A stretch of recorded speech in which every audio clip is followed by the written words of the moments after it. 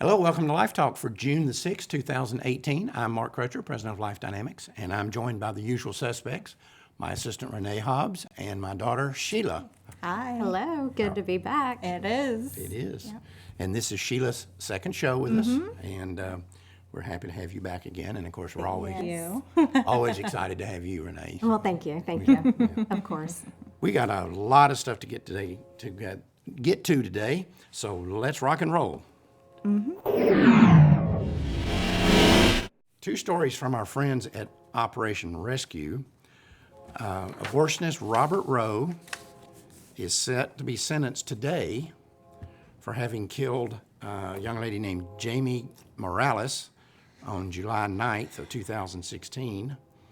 And I wish we knew what sentence he was going to get, but we don't, because that's going to happen later today. But anyway, We will find out, won't we? we will find out. Yeah. What gets me is that this is 2 years later. People always, argue and talk about, oh, it takes so long for them to sentence. Well, where's the uproar about how long it's taking for this abortionist to get sentenced? Yeah, well, go ahead. I'm just thrilled that this is going to court, though, and that they are doing something about it, because there are many women, like Jennifer Morabelli, the teacher in Maryland.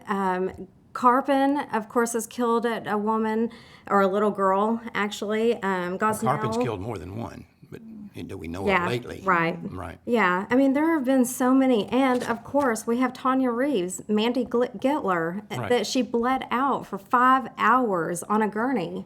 Because they wouldn't call an ambulance. And, yeah, exactly. So, I mean, justice is being served, and I hope and pray that this makes a statement here, and more abortionists will be persecuted. Right. Well, prosecuted, in this case, he completely just ignored the problem. He perforated her uterus, tore holes. She had internal bleeding. He just sewed up her cervix and sent her on her way. Well, that's not as bad as what happened with Tanya Reeves. Yeah.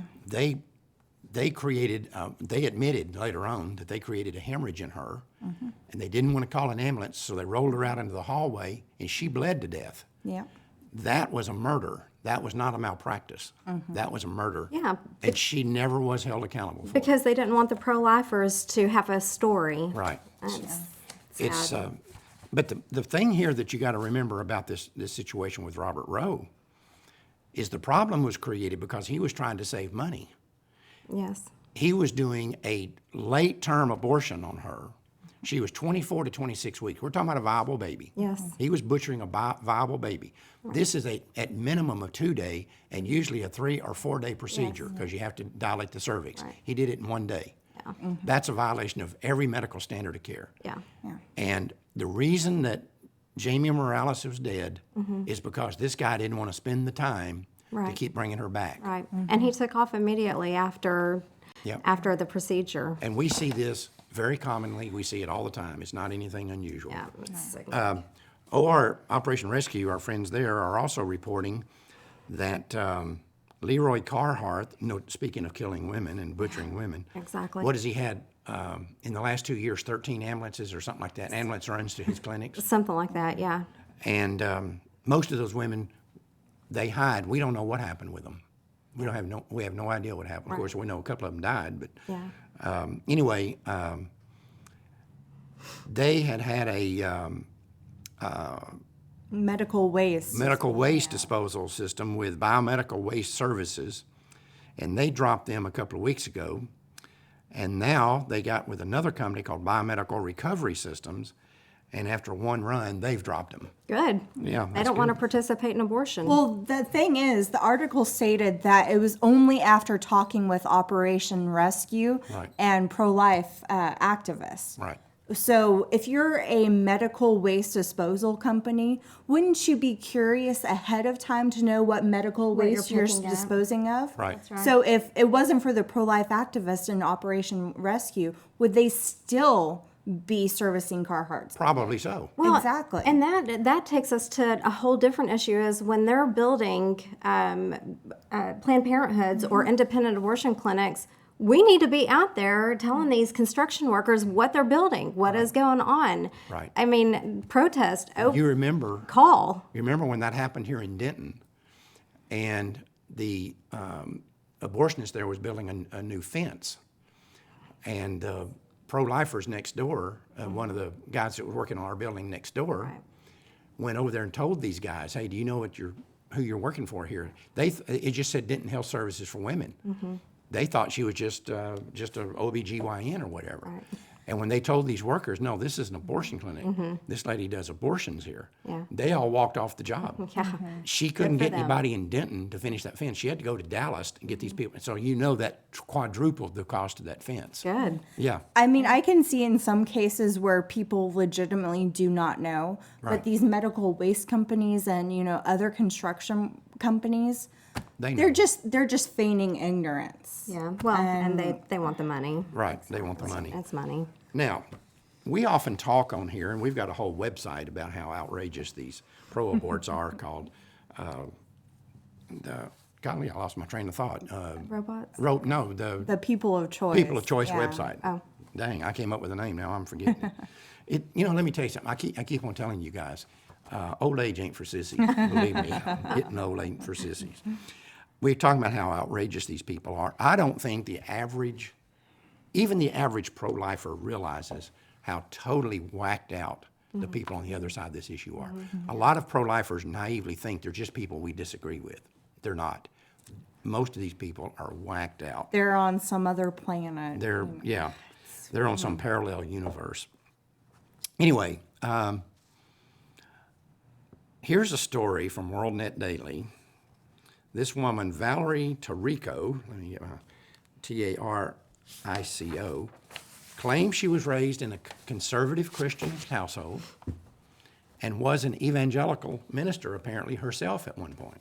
Okay. Now she's a raging pro-abort, writes for all these pro-abortion and godless leftist publications and websites. It's like Oprah. Yeah, right.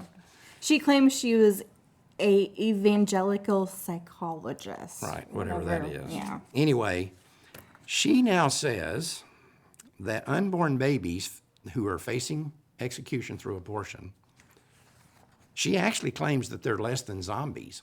Listen to this statement. Religious opposition to abortion is based on a kind of magical thinking, much like that in zombie stories. What the unborn and the undead have in common, she writes, is that babies and zombies, quote, look like people even though they're not. Okay. I wouldn't send my child to her or any person to get In the help. beginning stages of gestation, a human embryo or fetus has no more qualities of personhood than a zombie, far fewer, in fact, than your average cat or dog. I don't know what you say. She talks about, in science fiction, how zombies are depicted as, these undead creatures. And, well, first of all, she's wrong about science fiction. Science fiction does bring up the subject of personhood. That's what all science fiction is about, talking about morality through stories. So she's wrong on that point, first off. And second of all, it's science fiction. It's a story. It's not documentary. Exactly. Zombies are zombies. They're not real. Whereas preborn babies, from the moment of fertilization, science has proven that they are a person. Right. Their personhood has been proven. So it's like comparing apples and oranges. When it she makes knows no that. sense.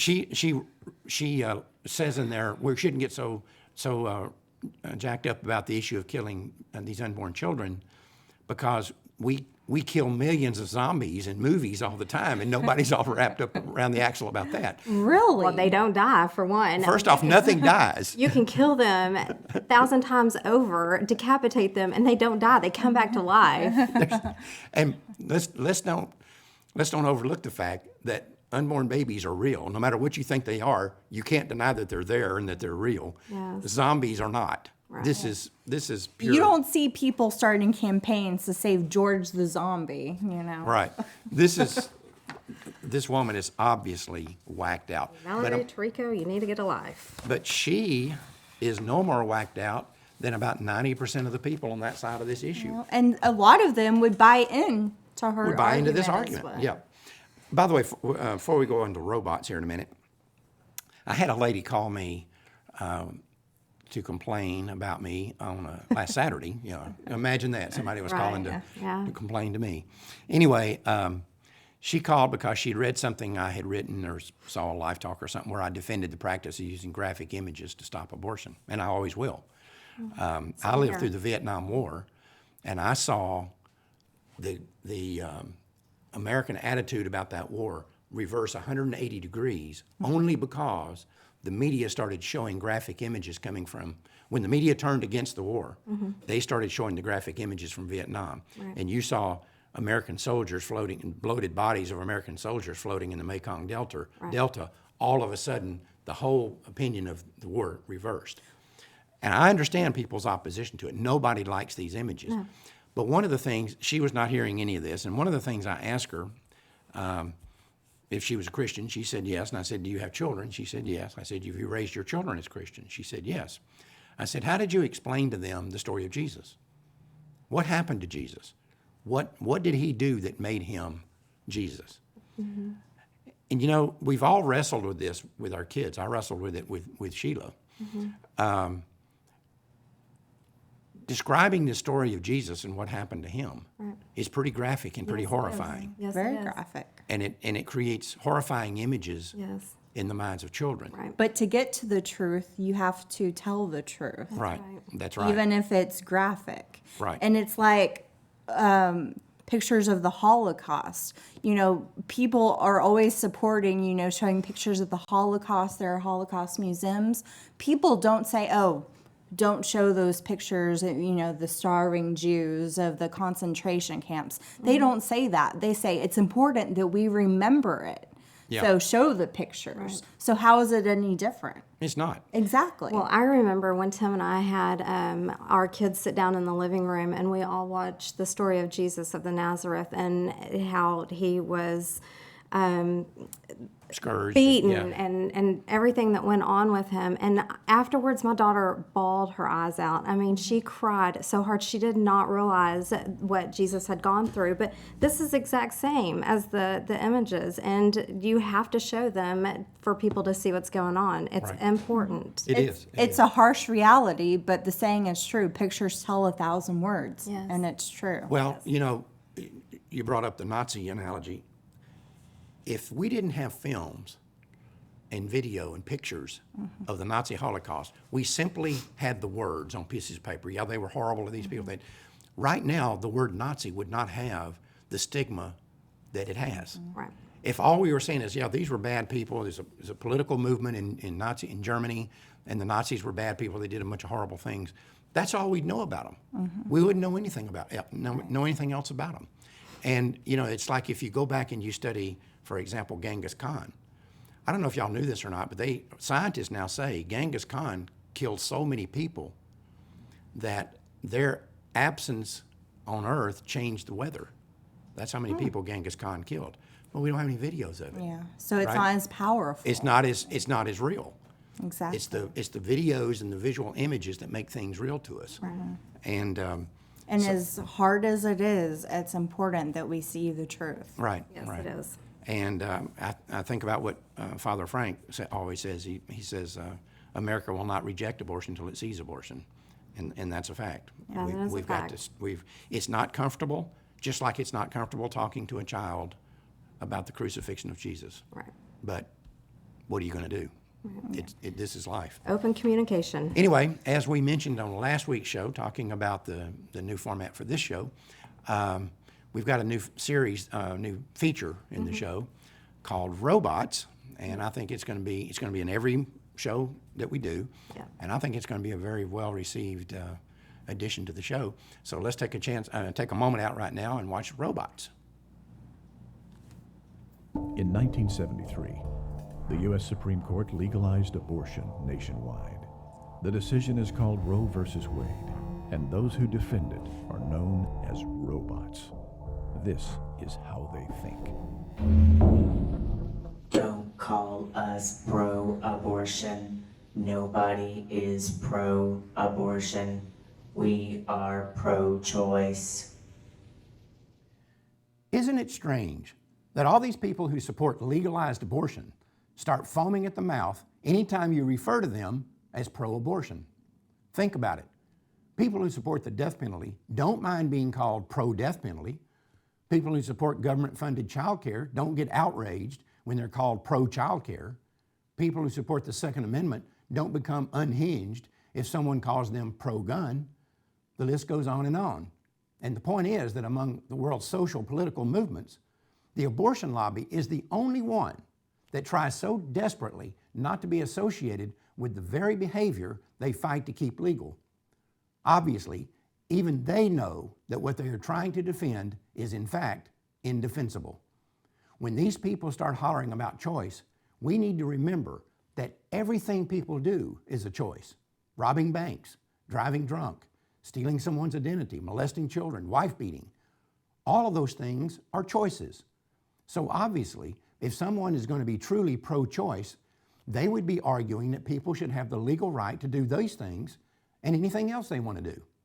After all, if the right to choose outweighs every other consideration, then choosing to rape somebody is as legitimate a choice as choosing what color socks to wear.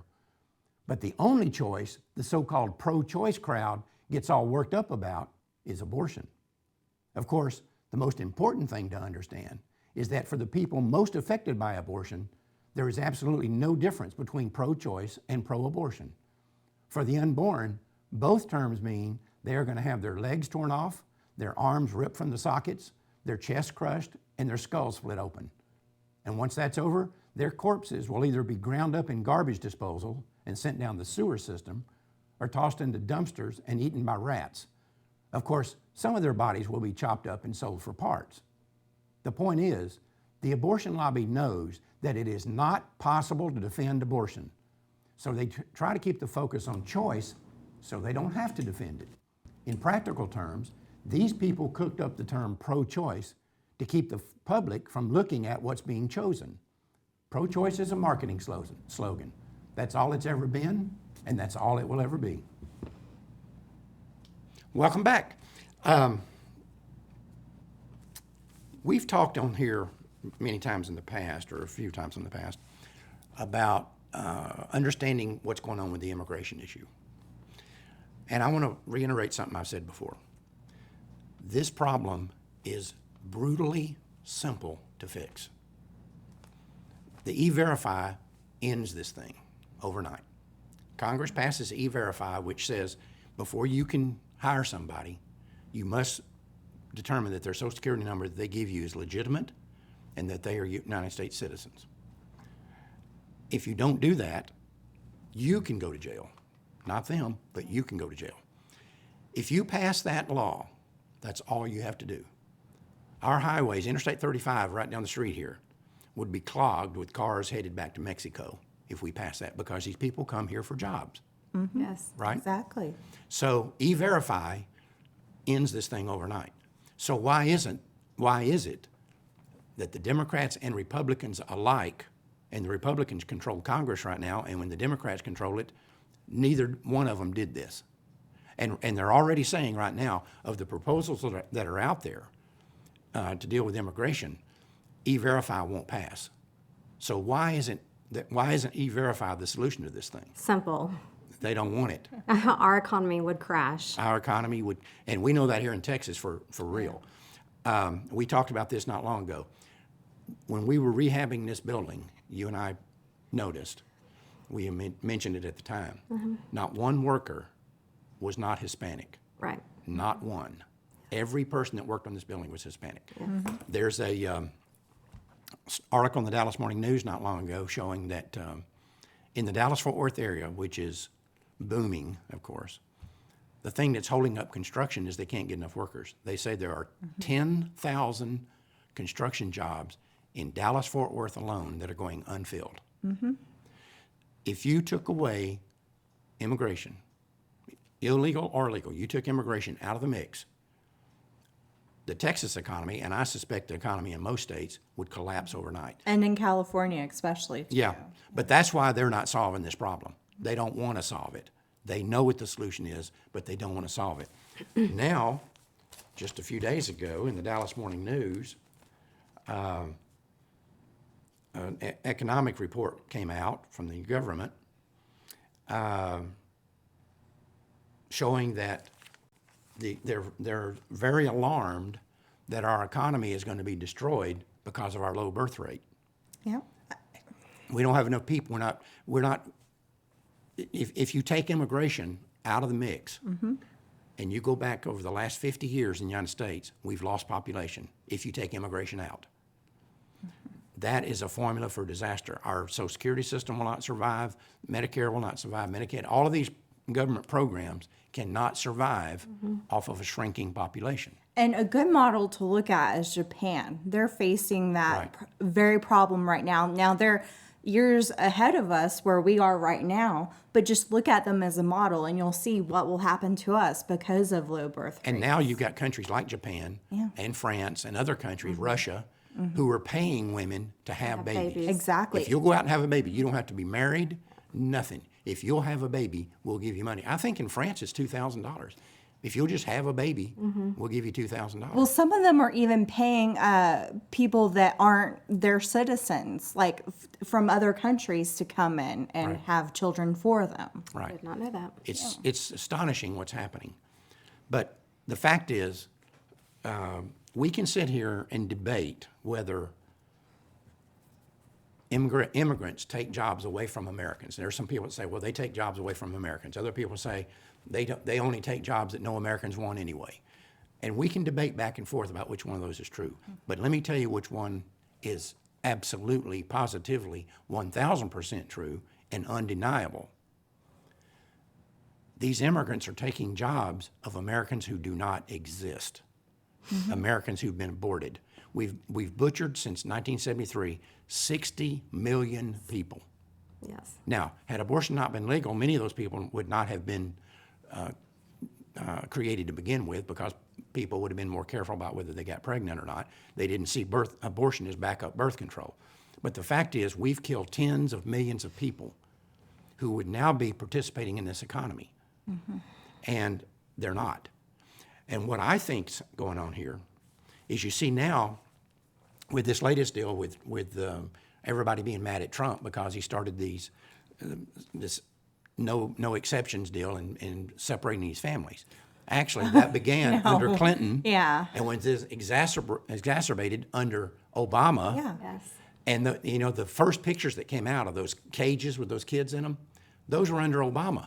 Yeah. They're saying, oh, look here what Trump's doing. And all of a sudden they said, uh-oh, wait a minute. Those were taken in 2014. Obama was the one that really started enforcing it, Right. which, they happily ignored that fact. That's right. They want to ignore that.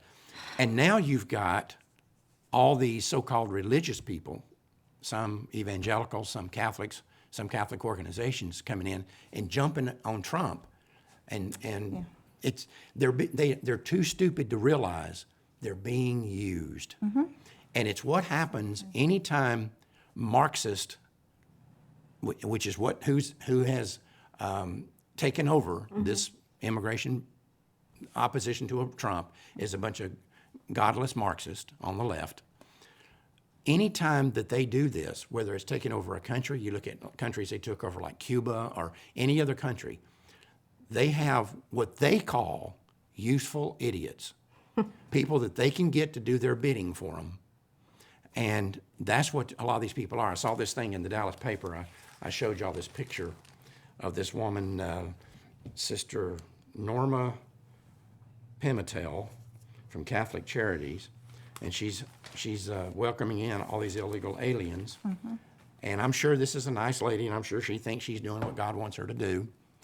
But the fact is, she does not understand. She is being used. And there was a picture of this little crying girl that was supposedly at the border. She's crying. She was supposedly separated from her family. They were using her image like as the token image. Right. A couple of days later, it came out that, oh no, she was actually with her mother, Right. who was trying to come and seek asylum as well. And boyfriend. Yeah. And so- boyfriend and the father of this baby didn't even know. Yeah. This woman had absconded with the baby. And so the woman, was like, no, she was with me, and I told the immigration that, but the media just, decided to jumped use on the it. picture. Yeah. And they still are. Exactly. To the godless left, reality doesn't matter. It's what your feelings are. and what feelings you can project. So you see this picture on Time magazine of this little bitty girl and giant Trump looking down on her and says, "Welcome to America," you know. And the fact that this was a lie makes no difference to these people. Well, and the media wants to cover all of this also because they don't want people to see the good that Trump is doing and the meeting that he had with Kim Jong-un. And, Right. The, They're diverting attention. yeah, they are totally diverting attention and how well our economy's doing. And I mean, he's doing some really good things. He really is. And they're And covering it up. That's you've hit the nail on the head. That's what this entire thing is about. When it was revealed that it was Obama who did this, it didn't slow them down a bit. No. They kept on going. So, no, it's Trump's fault. They're blaming Trump for everything that's happened in the world since the Crusades. Well, and after it was brought up, you know, that Obama was doing this, they then diverted their attention. Oh, well, these so-called pro-lifers, where are they on this? You know, all they care about is the pre-born. They don't Right. care about anybody else, which is totally ridiculous. They're just diverting the fact that the media and them are being hypocrites about it. And I am convinced that the rank and file member of the godless left, who's basically a useful idiot, doesn't realize what's really going on, that they are a useful idiot. They don't realize that. They're too stupid to realize that. But the leadership knows exactly what's going on. The people at the top know exactly what's going on. And let me tell you what's going on here. They can't abide the possibility that you would get rid of these immigrants. I'm not saying you should. I'm just saying they can't abide that possibility because then our economy would collapse and people would start saying, okay, why is our economy collapsing? Because we don't have enough workers. Well, why don't we have enough workers? Because we killed 60 million of them through abortion, right? And suddenly the American people, that you constantly hear this thing, well, what are we going to do with all these babies and who's going to pay for them if we don't have abortion? So it's an economic issue to them, but all of a sudden it reverses and says, well, wait a minute. The economy's collapsing because of abortion. Abortion hasn't been an economic engine for our economy. It's a detriment, which is exactly what's happened. And the left, the godless left in this country, cannot afford for that story to get out. Well, you are having some environmentalists who are finally admitting, oh yeah, we do have a falling birth rate. But then they continue on with, oh, it's okay. Our environment is better for it. Right. It's who cares about the economics? It's all about the planet. So instead of having all these extra people, now we can save, you know, these extra trees and plants. Right. And so they care more about the earth than they do about actual people. Well, that's what we've said for years. Rivers. They worship the creation, not the creator. exactly. Right? But anyway, I guarantee you, the leaders of the godless left in this country know exactly, precisely what's going on with the immigration issue. They just get useful idiots like this to do their bidding for them. And they stir up the American people. They fire up all these. Even you have Republicans now attacking Trump. Trump is simply enforcing the law that Clinton signed, Obama pushed, and now they're, you know what it's like? It's like, how many people out there, if you were to go out and say, which president is most responsible for the Vietnam War? I think the vast majority of the American people right now would say Nixon. Nixon's the one that ended it. It was started by Kennedy. It was ratcheted up by Johnson. And Johnson, it got so bad for Johnson, he wouldn't even run for re-election. And it was the Vietnam War that caused him to say, I will not seek re-election, nor will I accept it if I'm drafted by my party. He said, I will not do it. And it was over the Vietnam War. Kennedy started it. Johnson escalated it. Nixon's blamed for it. That is precisely what's happening here. Precisely. Clinton started it, Obama escalated it, and now Trump is trying to fix it. And but get blamed. Exactly. It's the old deal about if you don't learn the lessons of history, you're doomed to repeat them. We're repeating this lesson twice in my lifetime. I've seen it twice now. It's astonishing. Anyway, we're out of time. Y'all got anything else? No, I don't have anything. Any comments there, Renee, we need to talk about? No. All right. I mean, it's you expect it, but it's still grating. Exasperating. Exactly. It is. It truly is. Well, we're out of time, and that's all the time we have for this show. We'll be back again next Tuesday. Until then, remember, Life Dynamics is not here to put up a good fight. We're here to win, because winning is how this killing will stop. We'll see you next Tuesday. See you then.